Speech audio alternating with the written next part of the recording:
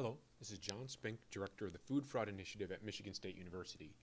And this is my presentation, Food Fraud and Crimes, an Unintended Consequence of Economic Growth and Product Innovation. This is for the History of Capitalism initiative sponsored by the Dowd Foundation here at UNC Charlotte in Charlotte, North Carolina. It's October 11th, 2018.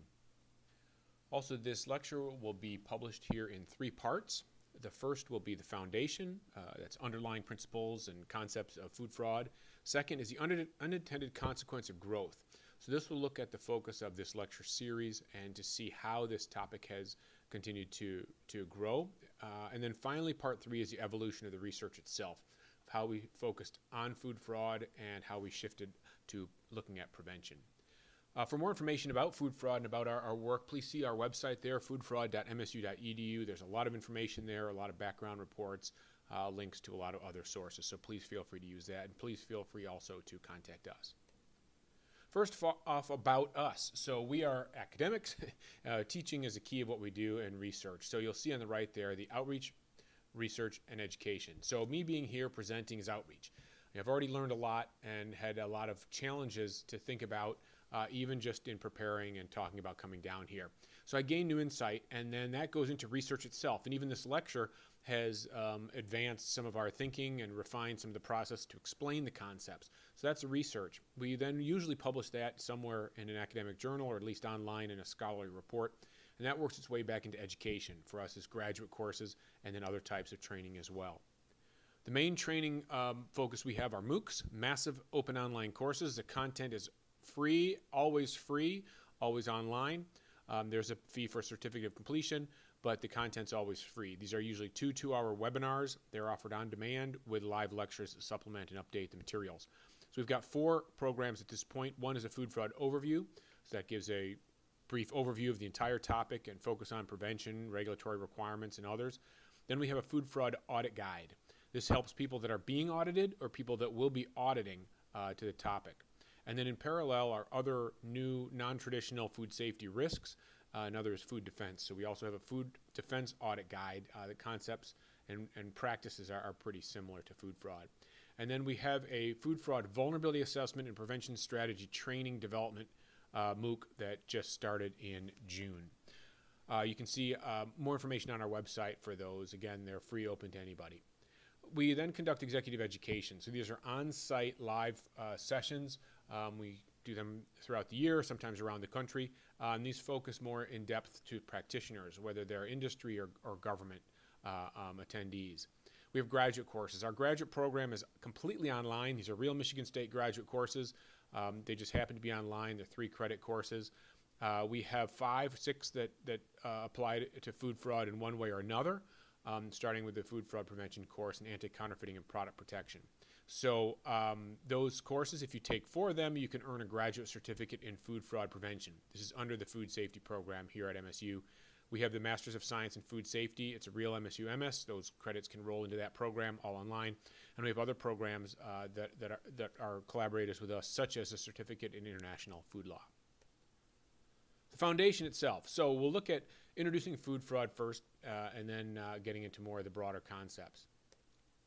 So food fraud, the definition is illegal deception for economic gain using food. And this is consistent with really broad use of the concept and application around the world, from the Global Food Safety Initiative, which is an industry-led food safety management system, to the European Commission, the United Kingdom, ISO, China, and others. It includes a subcategory of economically motivated adulteration, or EMA. You may have heard of that term, and in the U.S., this is a term that's been used more by people like FDA. That is a much narrower term. It's a subcategory because FDA has defined it as a substance for economic gain, and fraud could occur with many actions, and some of them do not have a substance involved. The motivation is economic gain. We do have to look more than just they want to make money. We have to look at specifically the attributes of the situation that leads them to have an opportunity to make money. But that's something we'll focus a little bit on later. Next, before we get going, it's really important to point out food defense. Food defense is a separate topic. They used to be more combined because food defense and food fraud are both intentional acts, but food defense has been really shifted to have this motivation that's traditionally harm or terror. The bad guys are trying to hurt someone else or harm them economically. And then also it's important to point out real early that the Food Safety Modernization Act, the intentional adulteration rule, the food defense focus for the US FDA is narrowed further to wide-scale human health harm only. Now, elsewhere in US laws are covered topics such as malicious tampering, disgruntled employees, smuggling, and others. But for food defense, for FDA, the focus is only on those wide-scale harms. It's important to note that there's about the effect. There's always an economic threat. Someone is always harmed, whether it's a consumer not getting what they think they're getting, a retailer putting on the shelf something that they different than what they intended, or brand owners losing money. Also, governments not getting taxes. There's not always a public health threat, meaning that someone isn't going to get sick every time. But there's always a public health vulnerability, and that's a real key here. Is that this inherent weakness in a system has been there and could lead to public health harm. So Food Safety Initiative and other types of quality management systems look for anomalies or weaknesses in systems and try to eliminate them. They look for the root causes, and you'll see throughout this lecture a lot of discussions about root cause. There's a lot of examples of food fraud. We won't go into them here, but there's a lot of different ones. Also at the bottom, I'll point out, we've started to publish an MSU Food Fraud Initiative glossary. It started with just a terms for our executive education students, so that they had just a little cheat sheet about 2 pages long. It ended up expanding to over 200 words, and then the most recent version is over 800 words. So we've had people that have just sent in long lists of terms that should be added as well. It's really important to look at that, to step back to see how these terms developed and what the focus has been. So what is food fraud? Overall, if you think about all types of product fraud, and this is a real key because food safety focuses on the substance that leads to harm. That's really the focus. What is it in there that's this hazard, an agent? And throughout hazard analysis, food safety systems, you'll see that a hazard is defined as an agent that's causing harm. But with food fraud, all these actions don't necessarily have an agent. There could be other things going on. Now, one is at the top, you'll see dilution, substitution, contaminant. Those would be an agent, a substance that's put in, say, horse meat instead of beef, melamine into infant formula. Then other things like counterfeiting. Counterfeiting is completely fake in every single way, packaging, label, product. And then you've got some other system weaknesses that are fraudulent, unimproved enhancements, mislabeling. That could be country of origin labeling. That could be extra virgin olive oil that's not extra virgin. It could be Italian olive oil that's not Italian. Then gray market theft and diversion. This is one of the biggest challenges for food safety programs and systems because these are usually completely outside the supply chain, and there's not a public health threat. And in many cases with gray market and diversion, it's usually not illegal, but these are opportunities for fraud to occur, and when there's an opportunity or a vulnerability or a system weakness, there's a chance that a problem could occur. So with food fraud, the scope is all of these topics. Now, there are two more that are really added in here that are part of that. One are overruns. Those could be production overruns. So a contract manufacturer that's contracted to make 100 units uses your labels and product and makes 200 and sells those extra 100 themselves. That's product that's been really manufactured outside the control. There's an economic loss, also a public health threat. And tampering. Tampering could be changing date codes, could be really refilling packages and others.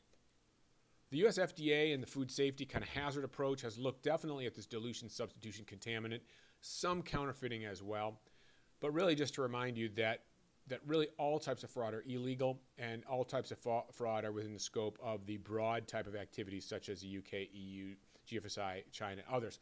Also, for people that study the US laws, is really the Food Safety Modernization Act, and before that, the Food, Drug, and Cosmetic Act. Adulterated foods and misbranded foods have been clearly illegal. That includes all types of fraud, regardless of a health hazard. It's been illegal since the enactment of the Food, Drug, and Cosmetic Act in 1938. So this has really been the focus overall. One way to look at and think about and focus on food fraud is to consider all food risks. So whether it's a government or a country or a company, the managers are responsible for controlling all food risks. So we look at the food risk matrix. Now, when we look at controlling all food risks, we need to focus on the motivation. We are trying to prevent. We're not trying to catch it. We're trying to prevent it. So overall and basically, we understand food safety and food defense. Those have been around, and we've been focusing on those. the effect of some type of harm. And when we started to look at prevention, we found that food fraud was fundamentally different because the motivation, the root cause, the focus of the bad guys is fundamentally different, and also the countermeasures would be different. If you think about it, for, say, a food safety incident, the biological organism in question is a microbe, so we'd naturally go to the field of microbiology. For food fraud, the biological organism in question is a human, and it's a human adversary who's trying to not get caught. And that's something very different than food defense, where the bad guys, if they're, I guess, quote, good at what they do, will find out very quick because people will get sick or die, or they'll tell us that there's a problem in the system. So focusing on food fraud and preventing it is fundamentally different. If we take this fundamentally different approach, then we find that the work and the focus after the system's implemented is sometimes exponentially less intense than, say, managing a food safety system. Food quality. So food quality is in here as well because under a total food risk system, food quality costs are definitely a part of that. And it's important to think about food quality as well because we look at first the actions. Unintentional food quality and food safety acts are unintentional. Even if you accidentally get economic gain, say your scale is off, and so you're selling people 10 pounds, but your scale actually is at 9 pounds. So you have an economic gain, but that's unintentional. If someone just sent you a note or left you a voicemail or mentioned it, you would fix your scale. So that problem is, we prevent it by looking at more food quality type measures. For food fraud, the action is intentional. The bad guys know what they do, and they're actively seeking to avoid detection. So they'll understand the tests we conduct, the processes we use, and they'll find a way around it. They'll look for that gap or that vulnerability. For food defense, the same is that it's an intentional act. For food defense, the intentional act is harm. Public health, economic, or terror. They're trying to harm someone else. So a disgruntled employee that puts rocks in product and the plant has to shut down, that cost and that time would be harming someone else. For food fraud, the motivation is economic gain, and that the key is gain for themselves. So there's a very new incentive here for food fraud because there's compliance requirements, and this has been a real key. GFSI has been critical in food fraud really developing and being implemented at the rate that it is. The food industry will be safer, quicker because of the GFSI focus. Now, GFSI is just a start, but it's getting people to really move. In the past, people should address it, but there was not any real consequence, immediate, acute pain if they didn't. Think about it like driving the speed limit on the highway. You should drive below the speed limit, but it seems like a lot of people drive a lot faster. And really the speed on the highway is determined not so much by the actual speed limit, but by the level of consequence. So if it's icy or wet, maybe people slow down. And if people have never been pulled over by a police officer at 76 miles an hour, then people drive 76 miles an hour. So that's something to focus on, and that's why GFSI has been so important. It is now a requirement.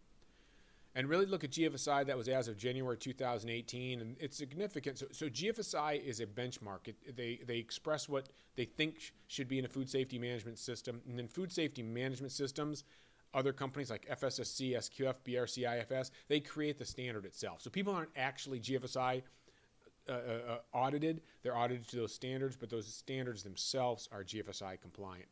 And that was as of January 2018. And this is a real key and very influential because approximately 65% of the world trade are members of GFSI, and those would be people at the middle and at the end of the supply chain. So say retailers in many countries would require a food safety management system that just supports compliance all the way upstream. And it really is a core for food safety management system.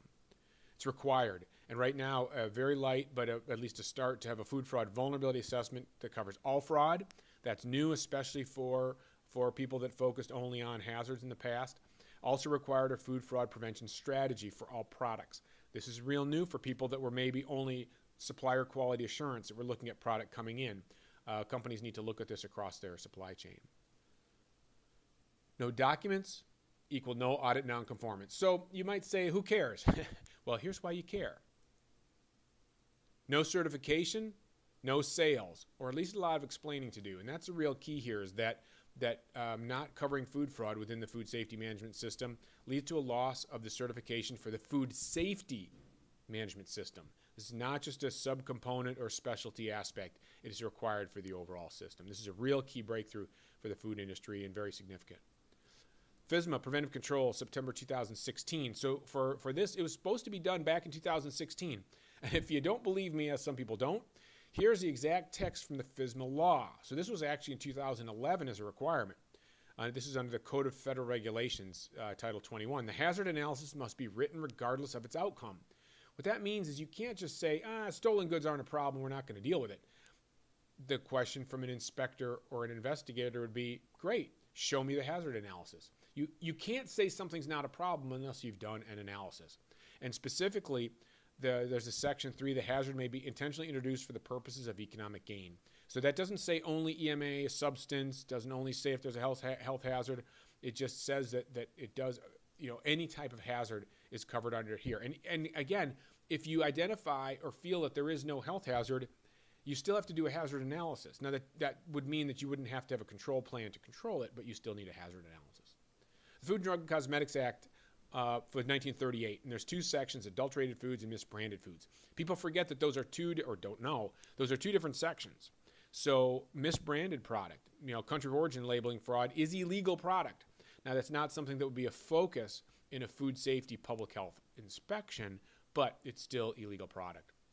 And finally, something that's starting to be a lot more well known is Sarbanes-Oxley Act. So this is the Financial Reporting Act. For any public company in the U.S., this has been required since 2002 or 2007. So even if food safety managers don't know of Sarbanes-Oxley, their companies are required to comply. And probably things that we do in the food safety, food quality management system reporting goes into Sarbanes-Oxley. And the key there is all risks to revenue are disclosed or confirmed to be managed. One thing I can tell you is people do not like to update their annual reports or other types of public reports to say, oh, by the way, we just found something really risky and our company's revenue could be massively hit because of it. There's a lot of questions about why that occurred. And so this is leading to a real focus on how much is enough and how to make decisions. So that's a real key breakthrough. And that's the end of part 1.